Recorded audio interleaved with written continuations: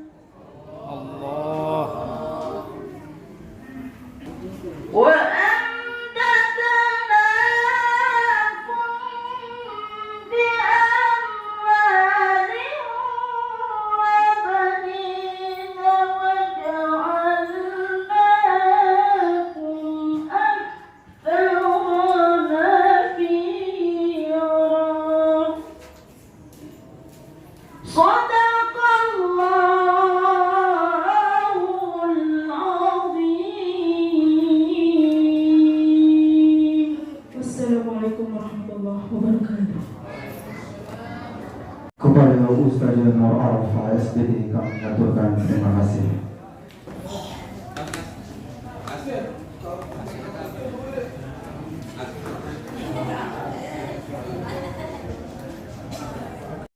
Waalaikumsalam warahmatullahi wabarakatuh. Alhamdulillah. Alhamdulillah rabbil alamin.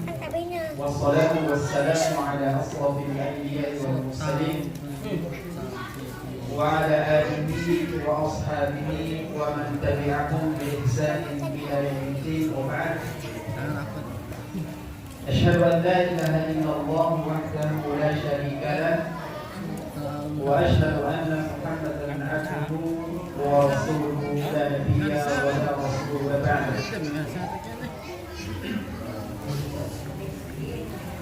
وأصلي وأسلم على حبيبنا المصطفى محمد وعلى آله وأصحابه ومن تبعهم بإحسان إلى يوم الدين وبعد. فقد قال الله تعالى في كتابه الكريم بعد أن أعوذ بالله من الشيطان الرجيم يا أيها الذين آمنوا اتقوا الله حق تقاته ولا تموتن إلا وأنتم مسلمون. وقال النبي صلى الله عليه وسلم فإن أصدق الحديث كتاب الله وخير الهدي هدي محمد صلى الله عليه وسلم وشر الأمور محدثاتها ونحن على ذلك من الشاهدين والشاكرين والحمد لله رب العالمين. Yang kami hormati para asatidzah, para kiai, para guru-guru kami, para orang tua kami, yang kami hormati Ketua Pengurus Masalah Miftahul Jannah, yang kami hormati Ketua Panitia, singkatnya jamaah hadirin wal hadirat yang hadir pada malam hari yang berbahagia ini, yang tidak bisa kami sebutkan satu persatu, akan tetapi tidak mengurangi rasa hormat dan takdim kami pada jamaah sekalian. Alhamdulillah, segala puji kita panjatkan kehadirat Allah Subhanahu wa taala, yang dimana pada malam hari ini Allah Subhanahu wa taala jamaah sekalian telah menurunkan rahmat dan nikmat kepada kita semua. Sehingga dengan nikmat itu kita bisa berada di tempat ini, tempat yang dijanjikan oleh baginda Rasul sallallahu alaihi wasallam di dalam sebuah hadisnya. Supaya jemaah sekalian tidak hanya makan yang kita dapatkan, akan tetapi capeknya tidak kita duduk, tapi kita mendengarkan apa yang kita akan sampaikan, akan mendapatkan balasan yang begitu mulia di hadapan Allah Subhanahu wa taala. Apa kata Nabi sallallahu alaihi wasallam? Di dalam sebuah hadisnya, "Mastama'a qaumun fi baitin min buyutillah." Tidaklah berkumpul sebuah kaum, sekelompok umat manusia di satu rumah Allah Subhanahu wa taala. Dan tempat ini kita gunakan untuk beribadah kepada Allah. Poin pertama sudah kita dapatkan. Yang kedua, yasluna kitab Allah. Mereka membacakan ayat-ayat Allah Subhanahu wa taala. Tadi kita sudah dengarkan bacaan ayatnya, sudah masuk poin yang kedua. Wa yatadarusuna bainahum. Kemudian di tempat ini mereka itu saling mempelajari dan mentadaburi firman-firman Allah Subhanahu wa taala, dan nanti kita akan sebutkan. Sudah 3 poin. Lalu apa yang akan kita dapatkan jemaah sekalian? Kata Nabi sallallahu alaihi wasallam, "Illa nazalat alaihimus sakinah." Poin yang pertama yang akan kita dapatkan kita duduk di tempat ini adalah turunnya ketenangan dan ketentraman dari Allah Subhanahu. Tapi kalau yang tidak tenang hidupnya berarti masih jauh dari Allah Subhanahu wa taala. Orang yang dapat itu adalah yang selalu dekat dengan Allah. Dan nanti kita akan sebutkan hikmah di balik al-Isra wal Mi'raj itu apa sebenarnya. Soalnya kita akan sebutkan. Itu yang pertama. Lalu yang kedua, wa hafathumul malaikah. Pada malam hari ini Allah Subhanahu wa taala menurunkan dan mengirimkan para malaikat untuk menaungi kita dengan sayap-sayapnya. Cuma tidak bisa kita lihat. Hanya Allah Subhanahu wa taala yang mengetahui. Itu yang kedua. Lalu yang ketiga, wa wasyiyatuhumur rahmah. Allah Subhanahu wa taala akan memberikan rahmatnya kepada kita. Lalu yang paling mulia jemaah sekalian yang keempat ini adalah wa dzakarahumullahu fi man 'indah. Nama-nama kita yang duduk di tempat saat ini akan disebutkan oleh Allah satu persatu di penduduk langit.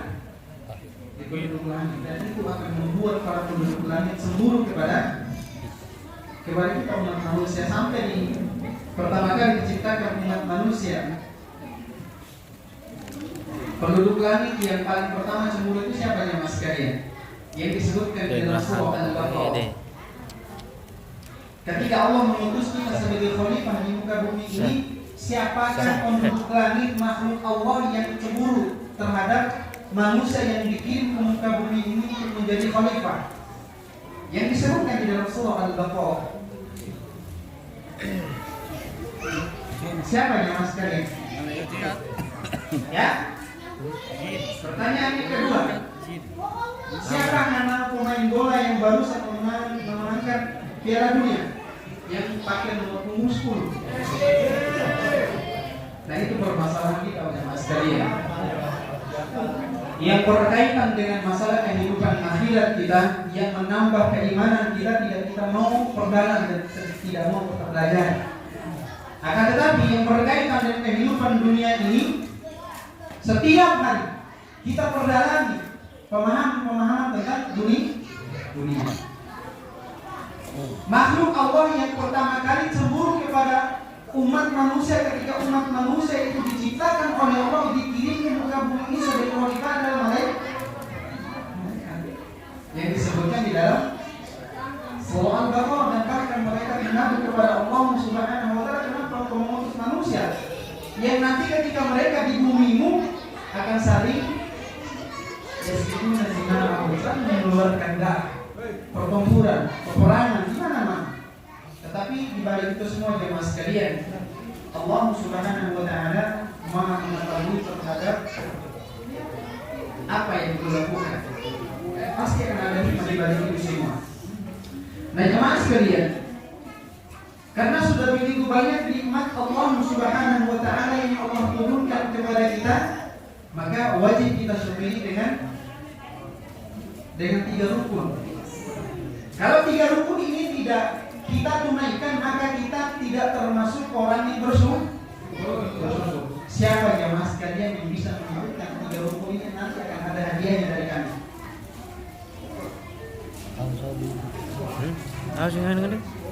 Rukun bersyukur. Kita mendapatkan kenikmatan dari Allah, bersyukur kepada Allah. Lantas apa rukun bersyukuran itu? Ini baru kelima jemaah sekalian. Sudah jam 9:04. Masih mau lanjut? Ya. Siapa di antara jamaah sekalian yang bisa memberikan dan menyebutkan rukun daripada kesyukuran itu? Ada 3 poin.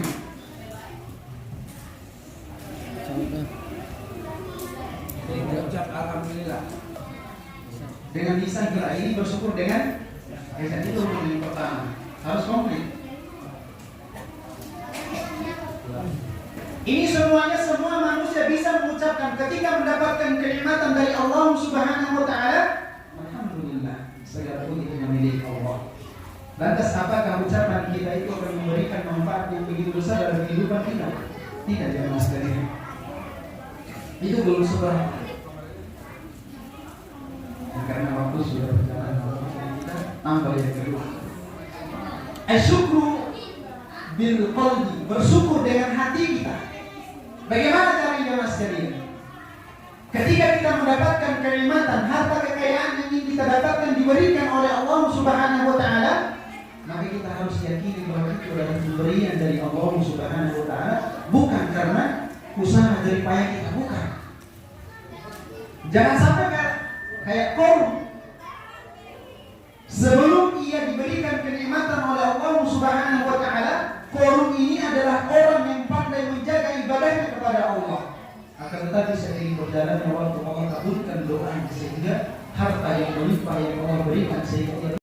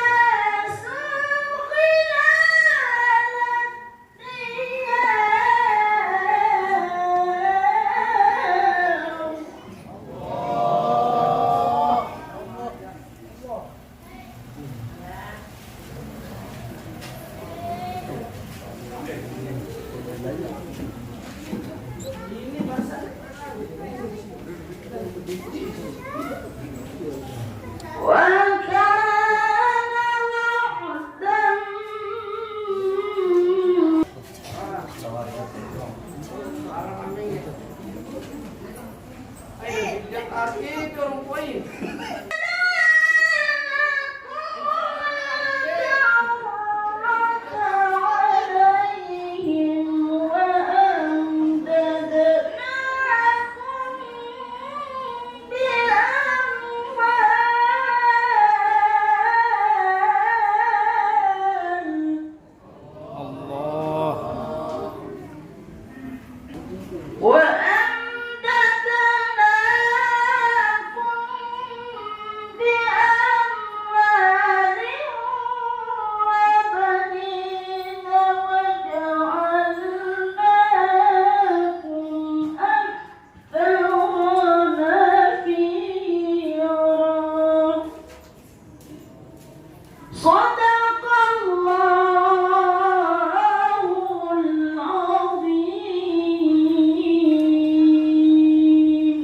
Assalamualaikum warahmatullahi wabarakatuh.